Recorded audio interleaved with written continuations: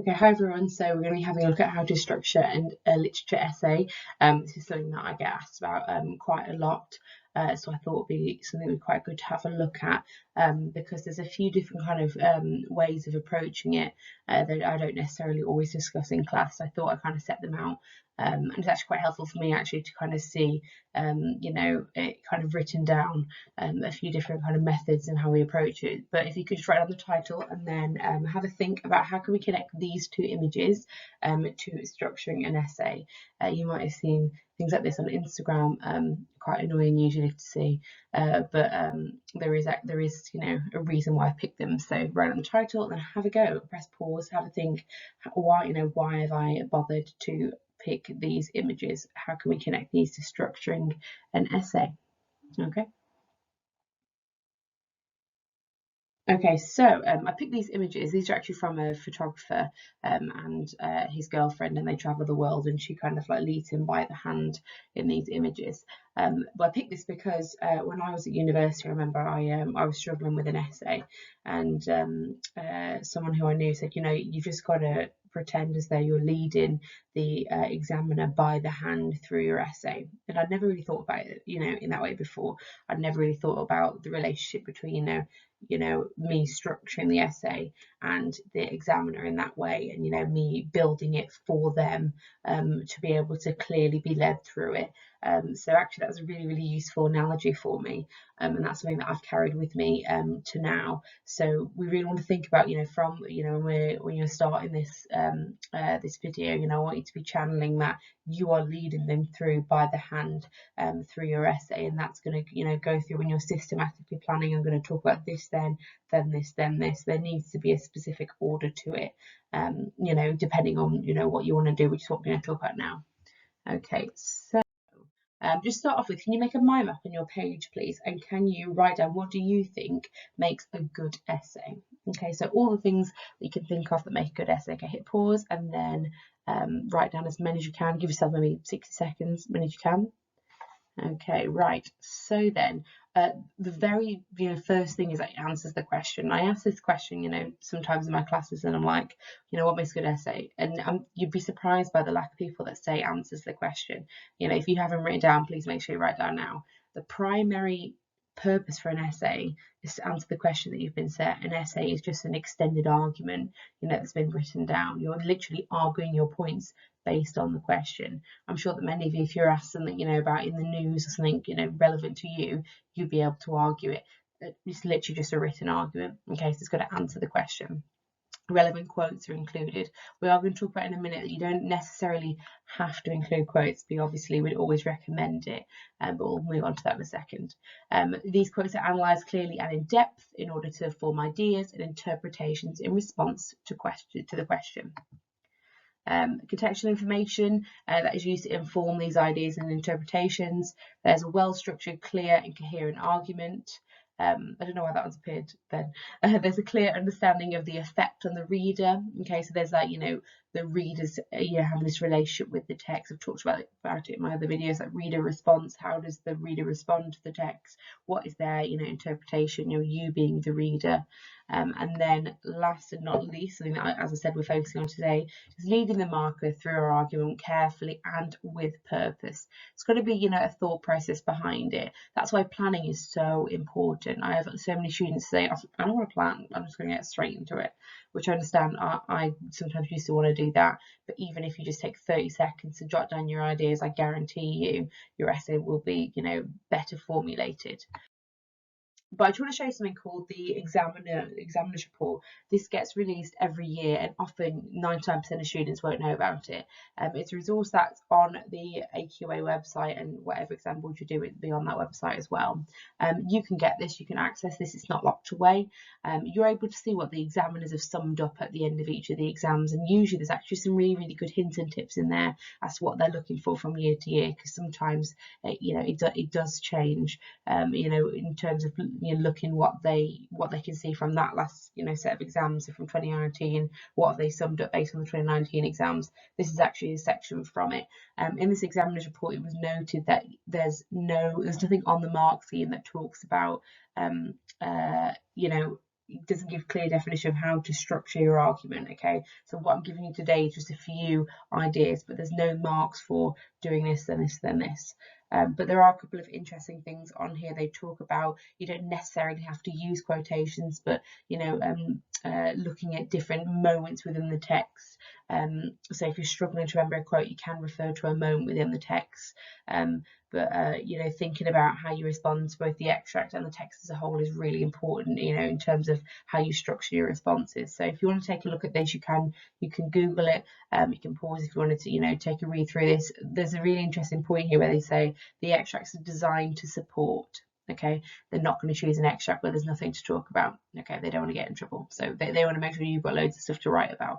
Okay, so if I were you, if you really want to do some stretch and challenge kind of stuff, go have a look at the examiner's reports. It's quite interesting, quite a difficult read, but there are a few things if you want to talk about it with your teacher to have a look at.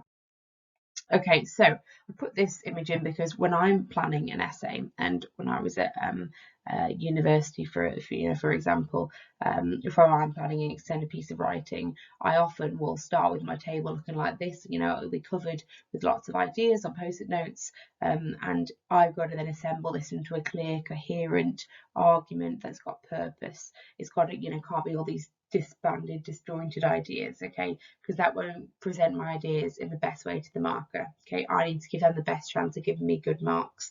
To do that, I've got to structure it in a clear way so that I'm leading them by the hand.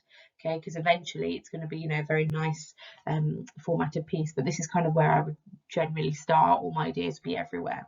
Okay. So I'm going to I've never done this before in terms of giving them like labels, but I thought I'd give it a go. I'm going to look at essay structure 1, which I'm going to call the simple structure, essay structure 2, which I'm going to call the chronological structure, and essay structure 3, that should say, the back and forth structure. Okay, this is 1, 2, 2. Okay, so the way we're going to do it then is that we'll go through each one of them individually, and then we're going to have a look at examples for each one. You can see on the right it says introduction, paragraph 1, 2, 3, conclusion.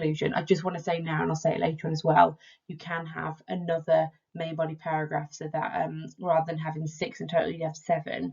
But I think it's better to focus on having less paragraphs and better depth than having lots and lots of little paragraphs that look super skinny. It's always better to have, in-depth paragraphs. Okay, so we're going to start with essay structure 1, which is the simple structure. So you can start off your introduction with a thesis statement. If you want to know more about that, I've got a video on thesis statements. This is where we're going to respond to the question and set out our argument. Okay, and then in the simple structure, we deal with the extract first. Okay, so we're going to get a quote from the extract, which we'll have a look at in a little bit. Then we're going to look at a quote or moment from elsewhere in the text. Then we're going to look at another quote or moment from elsewhere in the text, and then we're going to introduce a counter argument. And then we have a conclusion, which is basically the same as the introduction. Okay, this is my simplest structure. You can actually, in paragraphs 1 and 2, look at the extract. You don't have to look at the. You might only want to look at one quote from elsewhere in the text if perhaps you really struggle with your memory, and you're struggling to remember other parts of the text to look at. Okay, however, if you revised, I'm sure that you will have at least one moment in the text that you can refer to. Okay, so that's my simple structure. That's the one that I always start off teaching. Deal with the extract, look at maybe 1 to 2 quotes, then look at somewhere else in the text and slot your counter argument in there. Nice and easy. Okay, the chronological structure is referring to putting the moments in the text that you want to refer to in chronological order, in time order. So I'm going to look, for example, at the beginning of the text in paragraph 1, a moment after that, potentially in the middle of the text, and then a moment at the end of the text to show that I am capable of understanding the text as a whole, because the examiner's reports point out they like to see students that are able to show an in-depth understanding of the narrative of the text, not just people that can learn long lists of quotes. It's about understanding the text inside out. Okay, so I've said here that it doesn't matter where the extract is, you just pick one of your paragraphs here to be referring to the extract. So that's why it's really important that you're able to contextualize the extract, because you're actually going to get AO3 context marks for being able to know where the extract comes. which is why the chronological structure is quite a good idea to do. Now that does, you know, require quite a lot of revision in terms of being able to understand the order, but luckily the plot is one of the, you know, the easiest things to revise, just by learning, you know, like revising timelines, for example, you know, using revision cards to practice ordering the text and then rearranging it, for example. Okay, now essay structure 3, not 2, essay structure 3 I've called the back and forth structure. This is the one that the examiner's reports have, you know, one of the methods that the examiner's reports have highlighted as the most effective. I've kind of put them in difficulty order, I would say. Not to say that you can't get high marks on the simple structure at all, of course you can, but, you know, just in terms of as you're progressing, you might want to, you know, work your way up from 1 to 3, just giving them, you know, giving each of them a different go. Okay, right, so the introduction here is definitely a thesis statement responding to the question with, you know, through an argument, not just a simplistic introduction. You're going to expand on this argument from your thesis statement and look at a quote from the text, and you also, you know, potentially will make reference to the extract. It's called back and forth because this one you're going to make reference to the extract at different points throughout. Okay, so it's not going to be so, you know, it's not going to be so formulaic as say I'm going to look at it in paragraph 1. It's more about I'm going to come back to the extract a couple of times because I know that other areas of the text are really important, and I'm going to, you know, that these work in tandem with the extract. It's about looking at that relationship between the extract and the text. I'm going to actually have a look at an example from Macbeth, and that's a really good example, a little bit to do with this. Paragraph 2, we're going to continue expanding. We might potentially refer to the extract again here, acknowledge counter arguments. And then again, expand on the argument, look at a quote from the text, potentially a quote from, you know, from the extract, you know, acknowledge counters. Okay, this one's actually quite, you know, I would say this is actually quite free flow, the back and forth structure is. But the idea is that you're trying to come back to the extract, you know, 2 times in your essay, for example, and it's about being able to, you know, this really shows an in-depth knowledge of the text, being able to make those judicious selection of quotes, you know, the best quotes, you know, the best moments in the text, and try to come up with some clever ideas, clever counter arguments. But as I say, I'm going to give you an example in a moment. Okay, right, so then each one then, so I'm going to do an example from A Christmas Carol, Romeo and Juliet, and Macbeth, because I know some of you do Macbeth at school, so I thought we'd have a look at that one, and also it's my favourite of the Shakespearean GCSE texts. Okay then, so simple structure. We'll just go through.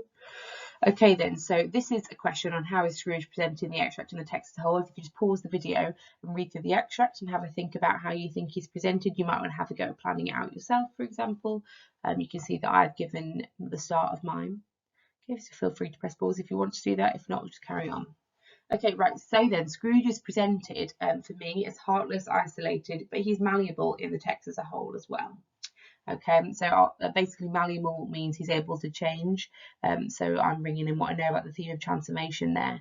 The examiner's reports say that it's good if you can refer, you know, to big ideas, big themes, you know, in the text as a whole. So if you can talk about him being malleable, then refer that to the theme of transformation, which would be super easy to do. Then you're going to get high marks. Okay.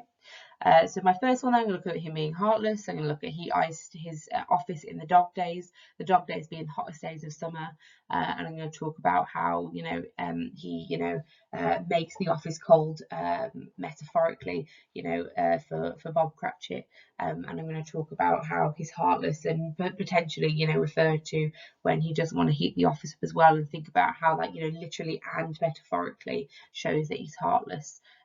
So some nice literal and symbolic analysis there. I've got a video on that if you don't know what that means. Okay, then I'm also going to look at being isolated, so I'm going to look at solitary as an oyster, which is from the extract. But if I want to stretch and challenge myself, I could look at there stood as solitary lighthouse and stayed for 3, and talk about how symbolically the lighthouse is, you know, a physical kind of reflection of Scrooge. And you know, how that's the metaphor there is a bit more interesting to unpack than solitary as an oyster, because 9 out of 10 pupils will refer to solitary as an oyster, especially because it's in the extract. So if I want to be, you know, trying, as I said earlier, with a simple structure you can get high marks. This isn't prescriptive at all. You don't have to do it like this. You don't have to do it like structures 2 or 3. Just an example. Okay, malleable, I am happy as an angel. I actually picked this one because I think if you have looked at Solitude as an oyster, you can compare these two similes to show how different he is at the start to the simile at the end. And you look at that comparison there, it's quite interesting. And then I'm just going to copy what I said in my introduction, very simple. Okay. Structure 2 then, the chronological structure. More of a difficult question. I've tried to increase the difficulty of the questions as we go along. So if you could just pause the video, you could have a read through. This is taken from just before Mercutio is stabbed by Tybalt. How does the writer present the theme of loyalty in the extract and the text as a whole? I always think that something like loyalty or betrayal is going to come up. I feel like it's just something that is an interesting concept that doesn't really get talked about very much in Romeo and Juliet. So again, as you need to recap, just read through the chronological structure. It's just about getting them in the order that they come in the text. So the writer presents loyalty through the impact of the Montague and Capulet feud. So for example, through Romeo, his loyalty to Mercutio, his disloyalty to Juliet. For example, I might also touch upon the nurse and Friar Lawrence. Again, it's up to whatever you want to explore and also what you know best in the text. Okay, so I'm going to start with the prologue, because for me, these are the two opening words of the text. It's not the two opening words of the text, not Romeo, Juliet. It's not about love. It's about the two families. And so for me, loyalty is presented, from the very beginning, because these two families are having this argument. They're having this ancient grudge to new mutiny, and so it's clear that there's going to be lines of loyalty here, depending on which side you fall on. And so for me, loyalty is something that's very important from the beginning, because the very beginning sets out there's an argument. Whenever there's an argument, you've got to pick a side. Okay, so loyalty is set out from the beginning through the feud, as I said in my introduction. And also, if I refer to from the beginning, I get structural marks there. So for AO2, I'm going to get some kind of technique marks. Okay then, so the next one we'll look at is from the extract then, because it's coming in order, because the prologue is at the beginning. Now look at the extract. I'm going to look at where Mercutio says, "O calm, dishonourable, vile submission." I'm going to talk about how for Mercutio, Romeo is being dishonourable, being disloyal, because he's backing down to Tybalt and he's not standing up to him. But at this point, Mercutio isn't aware that Romeo is married Tybalt's cousin. So right then, but I'm also going to refer to a quote shortly after the extract that I know, where Romeo talks about how because Mercutio's died, he's now got to kill Tybalt. So either thou or I or both must go with him. So he's saying to Tybalt, we've either you or I or both of us got to die. So in a very short space of time, the loyalty kind of flips. He's no longer loyal to Juliet, and on the other hand, he's now disloyal to Juliet because he wants to go and kill her cousin. Okay, so I'm going to get my counter argument in there and talk about disloyalty.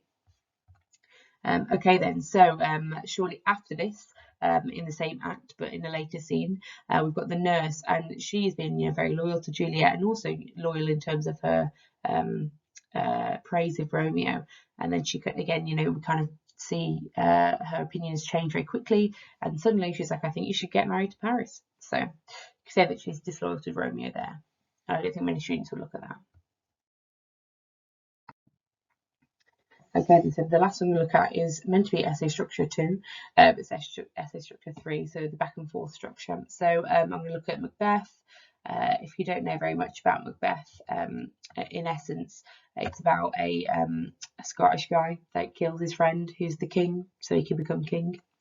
It's filled with loads of violence. Very, very interesting play. Interesting to kind of have a look at in contrast to Romeo and Juliet, actually, because with them both being tragedies, but both very, very different. Okay, then, so how does the writer normalise violence in the extract and the text as a whole?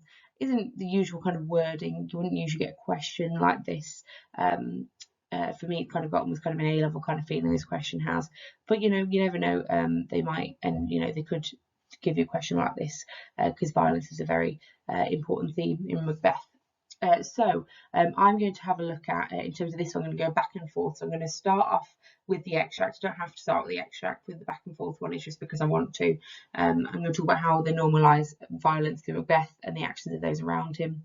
So I'm going to talk about how, like Valar's minion carved out his passage. We're going to try to get some perceptive points in here. Talk about, carved out. And the idea that he's bravery's minion, and then normalizing violence because they're confusing bravery and violence for me. I can link that to brave Macbeth and talk about the cumulative effect of, you know, valour and brave, for example, and also look at the idea of him physically carving them out. And that's obviously got a lot of violent connotations as well. There's loads and loads and loads we need to look at there. So then after that, I'm going to have a look at I have no spur to prick the sides of my intent, but only revolting ambition. Talk about again how I think they're confusing, you know, ambition, bravery, and, you know, normalising violence. And then, you know, I can refer back to the extract there as well, because this very easily carries on from what I've just said, which is exactly what I want to do, because I'm leading the examiner by the hand. And then I'm going to have a look at the usurper's cursed head, where Macduff cuts off Macbeth's head, and at the end, and I'm going to link that back to the extract again and look at, this is actually a really easy way to link it back, is fix his head upon our battlements. So at the beginning, Macbeth has killed a rebel, someone that's going against the king, and put his head on the battlements, and then at the end there's a cyclical structure, because Macbeth has his head put on the battlements as someone that you know, is kind of a secret rebel. Okay, then, so then my conclusion will just match my thesis statement, but you can see how I've continually come back to the extract and done this back and forth structure, because I want to show that, you know, the extract is super important, and there are other moments in the text that link with it, that these aren't these all separate quotes. We're now looking at the interplay of the extract as well as the rest of the play. Okay. So then we've gone through all of that. That was a lot. Final top tips then. I think the main thing is that, you know, you want to put yourself in the examiner's shoes. If they're going home and marking, you know, let's say 30 exam papers after they've been at work, you know, they're going to want you to guide them through it. And then they need you to try and make it as clear as possible. So for me, it's almost like this kind of like you're taking them sort of on this journey to kind of enlighten them at the end of the road, and try and, you know, they want to try and, you know, find out some interesting ideas and interpretation of the question. They want to know your opinions, they want to hear your argument, but they want to hear it in a clear way while you're guided through. My second top tip is that, you know, if you're really struggling, just use the simple structure. It's fine. And then you know, just practice getting the perceptive points in there. Don't forget your counter arguments, don't forget your context, and just try and think of it almost as a checklist. And as soon as, you know, you practice doing it as a checklist, eventually it will become more intuitive and will be easier to plan out. And lastly, please make sure you do plan, because so many people that don't plan end up going off on a tangent, and it gets really frustrating as a marker, because there's so many good ideas, but, you know, it hasn't been finished properly, or you've gone off on one, and I'm, you know, getting confused as I'm reading it. Okay then, fantastic.